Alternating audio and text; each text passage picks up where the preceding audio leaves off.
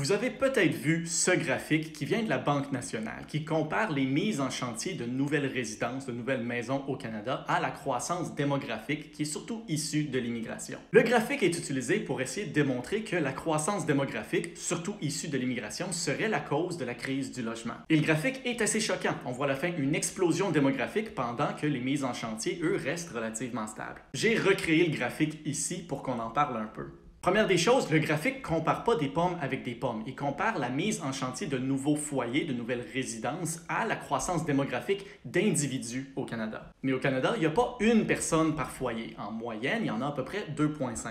Alors, si on ajuste le graphique pour diviser la croissance démographique individuelle par 2,5 pour montrer la croissance des foyers au Canada, ça donne ça.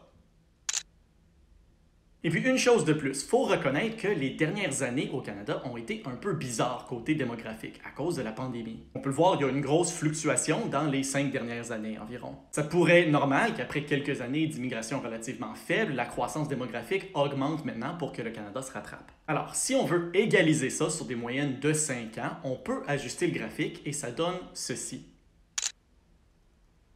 Maintenant, comparez les deux graphiques et dites-vous quelle histoire chaque graphique raconte. Rappelez-vous que quand on vous montre des statistiques, on fait toujours des choix dans la façon qu'on vous les présente.